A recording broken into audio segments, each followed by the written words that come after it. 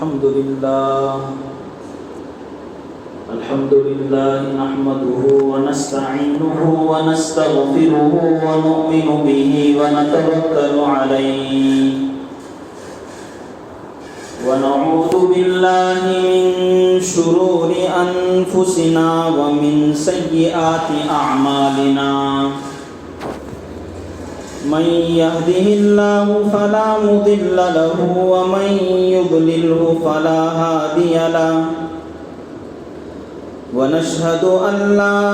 إله إلا الله وحده لا شريك له ونشهد أن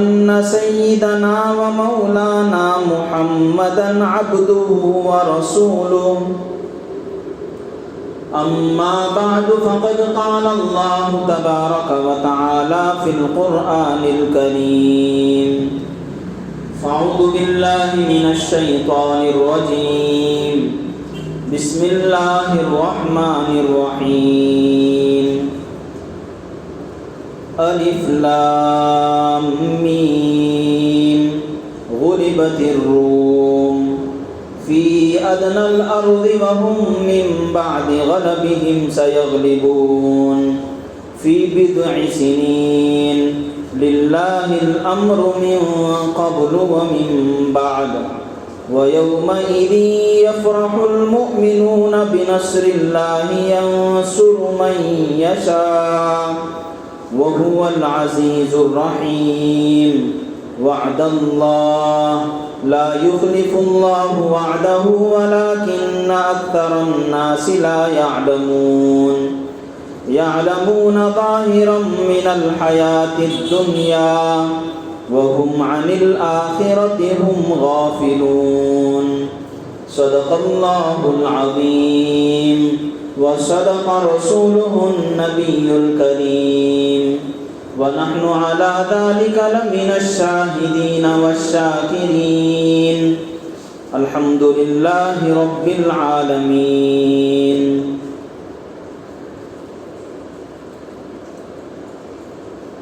بزرگان محترم، عزیز نوجوان بھائیوں دوستوں،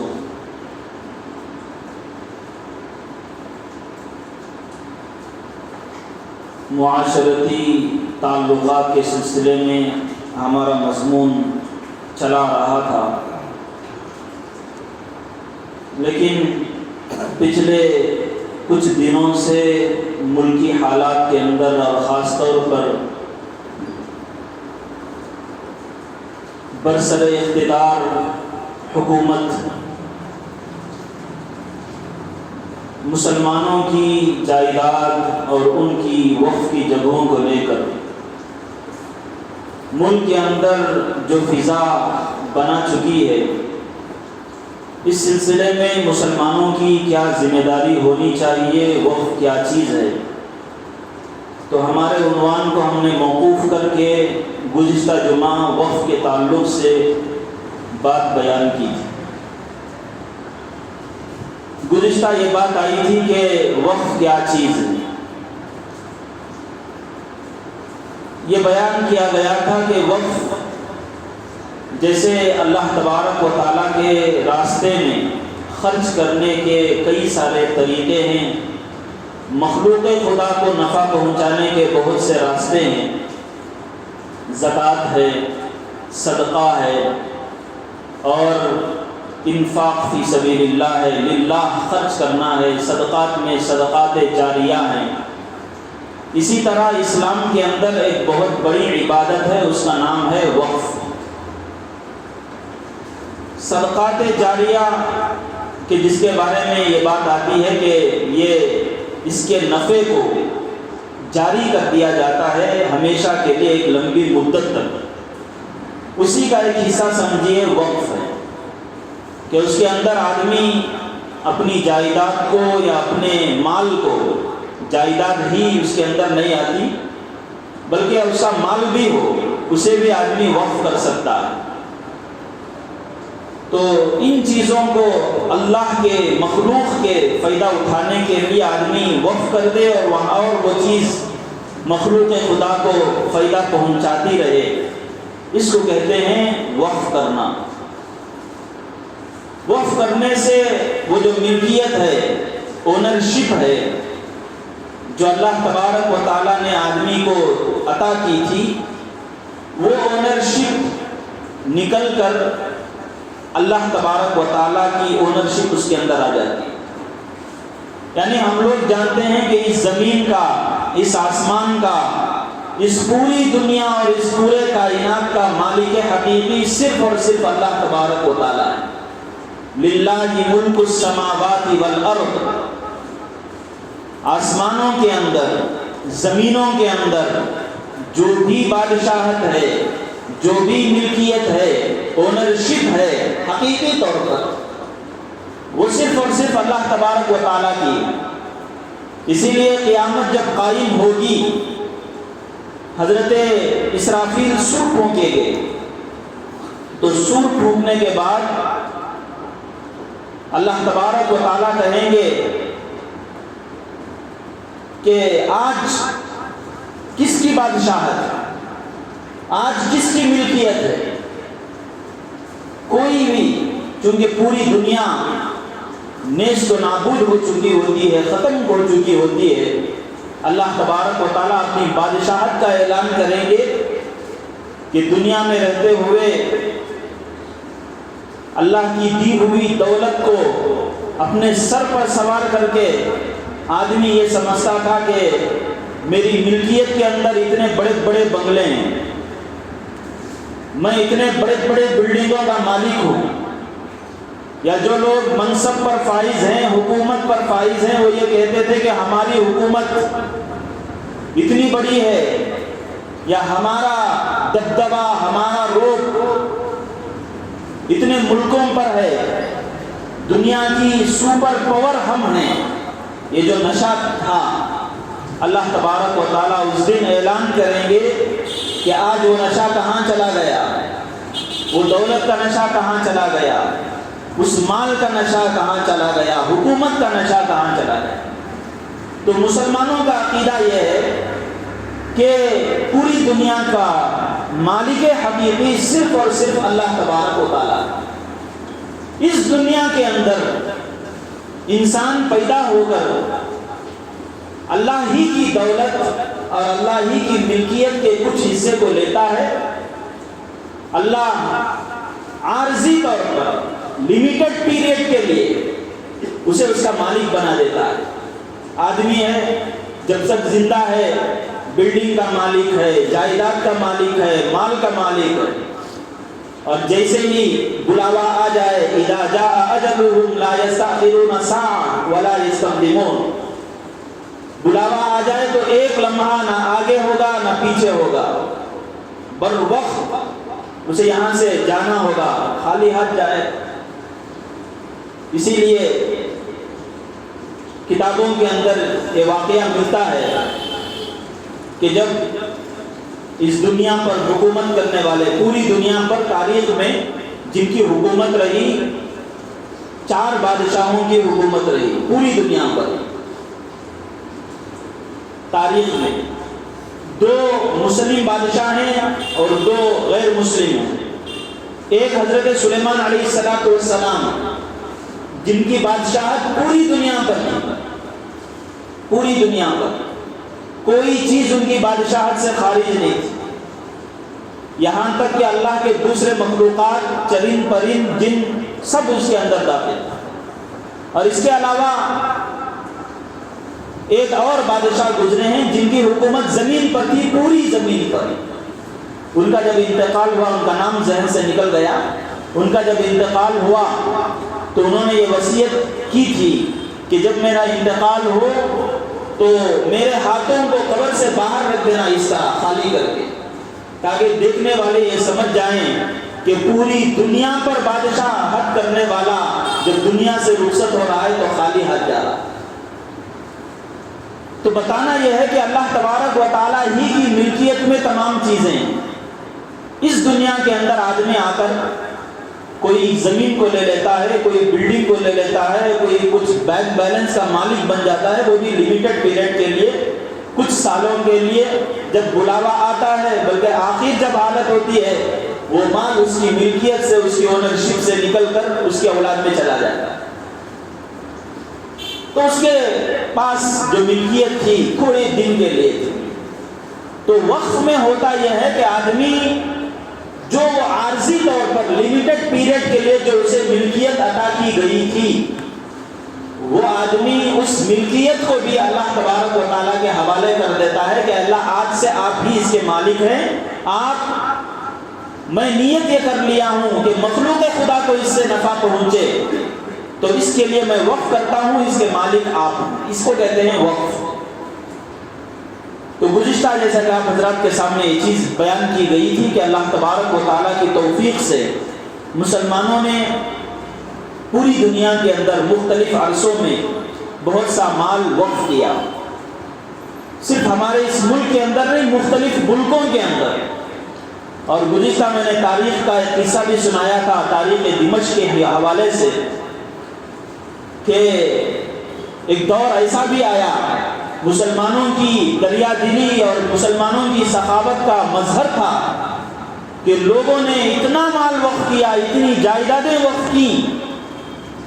کہ حکومت وقت کو یہ اعلان کرنا پڑا کہ اب اگر کسی کو وقف کرنا ہے تو جب تک حکومت سے مشورہ نہیں کر لیتے اس وقت تک وقف نہیں کر سکتے، اس لیے کہ غریبوں کو، یتیموں کو، بیواؤں کو، مطلقاؤں کو،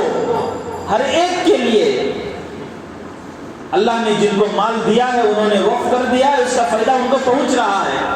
مزید اگر وقف کریں گے تو وہ مال ایسے ہی بس حکومت کے خزانے میں باقی رہے گا، اس سے کوئی نفع نہیں اٹھا سکتے۔ تو اس زمانے میں ایک عورت نے وقف کا ارادہ کیا تو مشورہ کیا گیا، تو محدث کبیر علامہ امام مزی رحمۃ اللہ علیہ نے اس وقت یہ مشورہ دیا تھا اس عورت کو کہ اس وقت ملک کے اندر انسانوں کی ضروریات کی جتنی چیزیں ہیں وہ سب کے سب پورے ہو رہے ہیں، ہاں چند مہینوں کے لیے قریب ملک میں سائبیریا سے کچھ پرندے آتے ہیں، تمہارا مال اس کے لیے خرچ کیا جا سکتا ہے، اگر انسانوں کے لیے کچھ اگر وقف کرنا چاہو تو اس کے لیے جگہ باقی نہیں، سب کچھ فل ہو چکا ہے۔ ایسا خیرات کا زمانہ تھا۔ تو خیر ملکوں کے حالات جو آتے ہیں بدلتے رہتے ہیں، حکومت آتی ہے بدلتی ہے، تو اس سے ان چیزوں پر بھی اثر پڑتا ہے۔ اور جب ہمارے ملک پر برٹش کا دور آیا تو اس وقت بھی پریشانیاں ہوئی، الحمدللہ مسلمانوں کے احتجاج کی وجہ سے اس وقت بھی وقف کا ایک احتجاج قائم کیا گیا، اور لوگوں نے یہ بل پاس کرنے پر برٹش کو مجبور کر دیا کہ ہمیں یہ جائیداد یہ جو مسلمانوں کی ہے اس کو ایسے ہی رکھا جائے، اور وہ مجبور ہو کر اس کو ایسے ہی باقی رکھا۔ پھر اس کے بعد جب ملک آزاد ہوا، برٹش حکومت جب یہاں سے رخصت ہو گئی، پھر ایسے حالات ہوئے، تو مسلمانوں نے اس وقت بھی الحمدللہ بڑی مضبوطی کے ساتھ ان حالات کو فیس کیا، تو اس کی وجہ سے بھی یہ حالات پیدا ہوئے۔ اب پھر یہ موقع ہے، اور جیسے کہ گزشتہ جمعہ تفصیل سے یہ بات آپ حضرات کے سامنے عرض کی گئی کہ لوگ کہ اس وقت جو برسر اقتدار حکومت ہے، وہ حکومت وقف کا جو قانون ہے اس کے اندر چند تبدیلیاں لانا چاہ رہی ہے، اور ان تبدیلیوں کی وجہ سے مسلمانوں کی بڑی بڑی جائیدادیں جو اربوں خربوں کی ہیں، وہ مسلمانوں کی جائیدادیں مسلمانوں سے نکل کر وہ غیروں کے ہاتھ میں جا سکتی ہیں۔ یہ نہیں کہا جا سکتا کہ ہمارا کون سا علاقہ یا ہماری کون سی مسجد، ہمارا کون سا قبرستان، ہمارا کون سا مدرسہ، کون سی درگاہ اس قانون پر بیٹھ سکتی ہے یا نکل سکتی ہے، اس کے سلسلے میں کچھ نہیں کہا جا سکتا۔ یہ صورتحال ہے، یہاں تک کہ ہمارا جو بنگلور کا انٹرنیشنل ایئرپورٹ ہے، کیمپے گوڑا انٹرنیشنل ایئرپورٹ، اس کے سلسلے میں بھی رپورٹ یہی ہے کہ وہ بھی وقت کی جگہ پر قائم۔ تو پہلے سے ہمارا جو قانون جو بنا ہوا ہے 1995 میں، وہ خود اتنا کمزور ہے کہ ہم لوگ اسے مزید مضبوط کرنا چاہ رہے ہیں، لیکن حکومت یہ کوشش کر رہی ہے کہ اس کو اور زیادہ کمزور کر دیں اور مسلمانوں سے یہ چیز کو بھی چھین لیں۔ اس وقت پورے ملک میں جو سروے کیا گیا ہے، اس سروے رپورٹ کے اعتبار سے دوسرے تیسرے نمبر پر سب سے بڑی جائیدادیں جو حکومت کے پاس ہیں یا پھر اوروں کے پاس ہیں، سب سے بڑی جائیداد نیشنل ریلویز کے پاس ہے۔ جتنے بڑے بڑے اسٹیشنز ہیں یا جہاں بھی پورے ملک میں ریل کی پٹری بچھی ہوئی ہے اور اس کے قریب تک بھی جتنی جگہیں ہیں، وہ سب نیشنل ریلویز کے پراپرٹی کے اور اس کے اتھارٹی کے اندر آتے ہیں۔ تو پوری دنیا کے پورے ملک کے اندر جو جائیدادیں ہیں، ان میں سب سے اول نمبر پر ریلوے اتھارٹی کے پاس بڑی جائیداد ہے۔ اس کے دوسرے نمبر پر مسلمانوں کی وقف کی جائیدادیں۔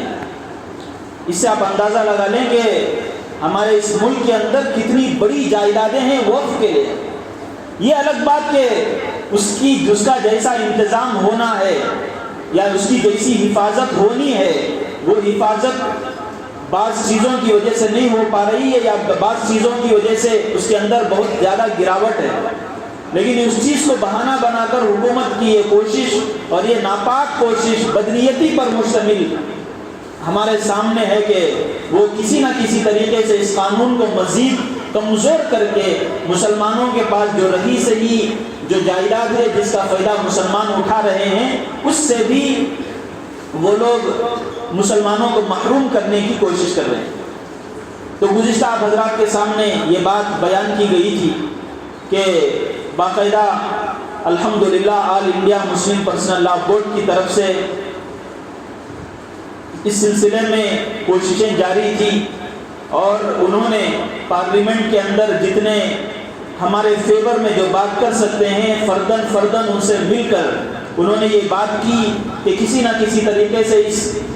قانون کو یا اس بل کو پاس نہ کیا جا سکے۔ الحمدللہ کوششیں رنگ لائیں اور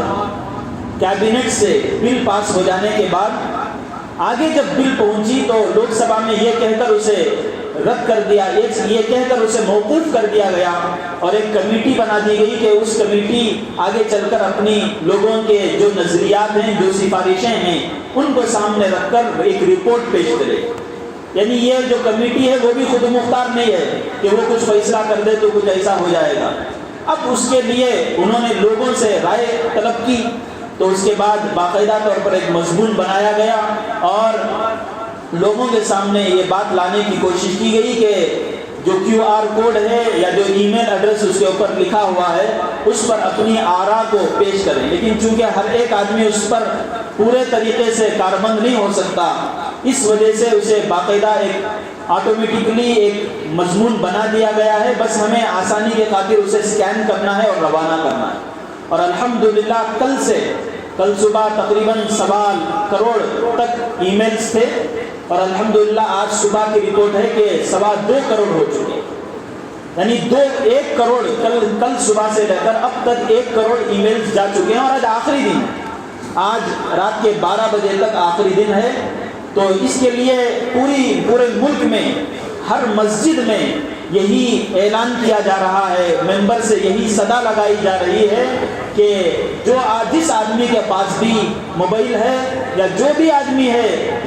جو رائے دے سکتا ہے، جس کی عمر 18 کو پہنچ چکی ہے، وہ اس QR کوڈ کو باقاعدہ طور پر اسکین کریں اور وہاں سے بھیجنے کی کوشش کریں۔ گزشتہ الحمدللہ ہماری اس مسجد میں بھی اس سلسلے میں بیان ہوا اور بہت سارے لوگوں نے بھیجا بھی، لیکن ایسا لگ رہا ہے کہ بہت سارے لوگ ایسے ہیں کہ انہوں نے اپنے موبائل سے اسے QR کوڈ کو اسکین کر کے اسے آگے روانہ نہیں کیا ہے۔ تو اس لیے آپ حضرات سے گزارش ہے کہ جن حضرات نے بھی یہ QR کوڈ کو اسکین کر کے اپنا احتجاج درج نہ کرایا ہو، تو وہ حضرات نماز سے فارغ ہو جانے کے بعد یہیں پر رہیں۔ انشاءاللہ مسجد کے احباب آپ حضرات کا تعاون کریں گے اور ہر ایک کے موبائل سے اسے بھیجنے کی کوشش کریں گے۔ میں نے شروع میں آیت کریمہ تلاوت کی تھی، اس سلسلے میں ابھی کوئی بات نہیں آئی۔ وہ جو آیت کریمہ میں نے تلاوت کی شروع میں، اس کے اندر اللہ تبارک و تعالیٰ ایک اہم مضمون کو بیان کر رہے ہیں جو آج کے حالات پر پورے طریقے پر فٹ آتا ہے۔ سورہ روم کی چند آیتیں میں نے آپ حضرات کے سامنے پڑھی، اس کے اندر اللہ تبارک و تعالیٰ فرماتے ہیں الف لام میم غلبت الروم۔ اللہ کے نبی صلی اللہ علیہ وسلم نے اللہ کی اس وحی کو سنایا۔ غلبت الروم، اس دور میں جب اللہ کے نبی صلی اللہ علیہ وسلم دین کا پیغام اور نبوت سے سرفراز کیا جا چکا تھا تو دین کے پیغام کو پہنچا رہے تھے، تو اس وقت ایک واقعہ ہوا مکے سے قریبی زمین میں۔ دو اس وقت کی سپر پاور حکومتیں تھیں، ایک ایران کی حکومت اور دوسری روم کی حکومت، رومن امپائر اور پرشین امپائر، دو پاورفل حکومتیں تھیں اس زمانے کی۔ اس زمانے میں دونوں میں لڑائیاں ہوئی اور اتفاق سے اس وقت جو رومن امپائر ہے، جو عیسائیوں کی حکومت تھی، نصارہ کی حکومت تھی، وہ شکست کھا گئی، اور جو پرشین امپائر ہے، ایرانیوں کی حکومت، جو آگ کی پوجا کرنے والے ہیں، وہ لوگ وہاں اس زمانے میں فتح یاب ہو گئے، جیت لیے۔ اللہ تبارک و تعالیٰ نے وحی نازل کی۔ اب جب یہ حالات تھے اس دنیا کے، اب اس کے اندر گویا کہ اس وقت سیاسی جو حالات تھے، پولیٹیکل جو حالات اس زمانے میں تھے، اللہ تبارک و تعالیٰ وحی کے ذریعے سے مسلمانوں کے سامنے لا رہے ہیں۔ اللہ نے فرمایا، وحی نازل ہوئی غلبت الروم، جو رومن امپائر ہے وہ مغلوب ہو گئی، یعنی شکست کھا گئی، فی ادنی الارض، قریبی زمین میں۔ لیکن اللہ نے ساتھ ساتھ ایک خوشخبری بھی دی، وَهُمْ مِنْ بَعْدِ غَلَبِهِمْ سَيَغْلِبُونَ، لیکن یہ جو رومن امپائر ہے، عیسائیوں کی حکومت ہے، اب یہ شکست کھا رہی ہے، لیکن قریب ہی عرصے میں، فی بضع سنین، 10 سال کے اندر اندر یہ پھر غالب ہوں گے، پھر آگے بڑھیں گے۔ لِلَّهِ الْأَمْرُ مِنْ قَبْلُ وَمِنْ بَعْدُ، اللہ تبارک و تعالیٰ کا ہی حکم چلتا ہے، پہلے بھی بعد بھی۔ اب یہ مغلوب ہو رہے ہیں، شکست کھا رہے ہیں، یہ بھی اللہ کے حکم سے، آگے چل کر یہ غلبہ پائیں گے، یہ بھی اللہ تبارک و تعالیٰ کے حکم سے۔ وَيَوْمَئِذٍ يَفْرَحُ الْمُؤْمِنُونَ بِنَصْرِ اللَّهِ، اور اس دن یہ لوگ جو ایمان والے ہیں خوش ہوں گے، بِنَصْرِ اللَّهِ، اللہ کی مدد کی وجہ سے، يَنْصُرُ مَن يَشَاءُ، اللہ جس کی چاہے مدد کر سکتے ہیں، وَهُوَ الْعَزِيزُ الرَّحِيمُ، اور اللہ تبارک و تعالیٰ زبردست ہیں، رحم کرنے والے۔ اس دور میں جو یہ واقعہ چل رہا تھا اور سیاسی حالات تھے، میں یہ بار بار آپ حضرات کے سامنے کہہ رہا ہوں، سیاسی حالات تھے، پولیٹیکل سچویشن تھی، دو ملکوں کے درمیان، دو سپر پاور حکومتوں کے درمیان، اور ایک حکومت وہ تھی جو عیسائیوں کی تھی، اور آپ حضرات جانتے ہیں کہ عیسائی لوگ اللہ کو ماننے میں، آخرت کو ماننے میں، اور حضرت عیسیٰ علیہ السلام کو ماننے میں، اور بعض عقیدوں میں ان کے عقیدے مسلمانوں کے عقیدوں کی طرح ہیں یا قریب قریب ہیں، یعنی گویا کہ وہ مسلمانوں سے قریب ہیں عقیدے کے اعتبار سے۔ اور جو مجوسی لوگ ہیں، جو آگ کی پوجا کرتے ہیں، جو اللہ کو نہیں مانتے، آگ کی پوجا کرتے ہیں اور اسی کو بڑا مانتے ہیں، وہ اس حکومت، اس وقت جو مجوسیوں کی حکومت تھی، ایرانیوں کی حکومت، پرشین امپائر، تو مشرکین اس حکومت کے بارے میں یہ خیال رکھتے تھے کہ یہ کامیاب ہو جائے۔ مسلمان یہ سوچ رہے تھے کہ جو اللہ کو ماننے والے ہیں وہ کامیاب ہو جائیں۔ تو یہ ہو رہا تھا، اللہ تبارک و تعالیٰ نے یہ آیت کریمہ نازل کی اور مسلمانوں کو یہ بتایا کہ اللہ کی مدد سے چند سال کے اندر، 10 سال کے اندر اندر یہ لوگ کامیاب ہو جائیں گے۔ یہ وہ آیت کریمہ ہے اور اس کا ترجمہ ہے اور اس کا شان نزول۔ مجھے یہ آیت کریمہ آپ حضرات کے سامنے پیش کر کے بتانا یہ ہے کہ اللہ تبارک و تعالیٰ سیاسی حالات کو قرآن کریم کے اندر بیان کر رہے ہیں، جو پولیٹیکل سچویشن تھی اور اس کی وجہ سے مسلمانوں پر اثر پڑ رہا تھا، اس کا بیان قرآن کریم کے اندر آیا ہے اور اللہ تبارک و تعالیٰ اسے بیان کر رہے ہیں۔ کیوں بیان کر رہے ہیں؟ یہ بڑی گہری بات ہے، سمجھنے کی ضرورت ہے۔ اللہ تبارک و تعالیٰ یہ بتانا چاہ رہے ہیں کہ کسی بھی ملک میں پوری دنیا کے اندر اگر مسلمانوں پر کسی بھی صورتحال سے، وہ خاص سیاسی وجہ سے ہو یا مذہبی اعتبار سے ہو، مسلمانوں پر کوئی حالات آنے والے ہوں تو مسلمانوں کو اسے سطحی طور پر یا اوپری طور پر انہیں دلچسپی نہیں لینا چاہیے، بلکہ مسلمانوں کو اس سلسلے میں بیدار مغز ہونا چاہیے، ہوش مند ہونا چاہیے۔ ورنہ کیا ضرورت تھی؟ ابھی قرآن کریم مکمل نازل نہیں ہوا، اللہ تبارک و تعالیٰ سیاسی حالات کو بتا رہے ہیں۔ اور آج کا دور جو لوگ پڑھے لکھے ہیں اور وہ نیوز وغیرہ دیکھتے رہتے ہیں اور گلوبلی واقفیت رکھتے ہیں، وہ لوگ جانتے ہیں کہ یہ جو دور ہے گلوبلائزیشن کا دور ہے۔ دنیا کے کسی بھی دور خطے میں، کسی علاقے میں کوئی خاص نظریہ جنم لیتا ہے، کوئی خاص واقعہ پیش آتا ہے کسی بھی ملک میں، بہت ہی دور کا بھی ملک ہو، لیکن جیسے ہی میڈیا پر وہ بات آتی ہے، سوشل میڈیا پر، وہ واقعہ پوری دنیا پر اثر کرتا ہے۔ لہٰذا ہم لوگ دیکھتے ہیں کہ ایک واقعہ کہیں پر ہوا، اس کا اثر دوسرے ملکوں پر ہو رہا ہے، وہاں کے لوگ اس سلسلے میں آواز بلند کرتے ہیں۔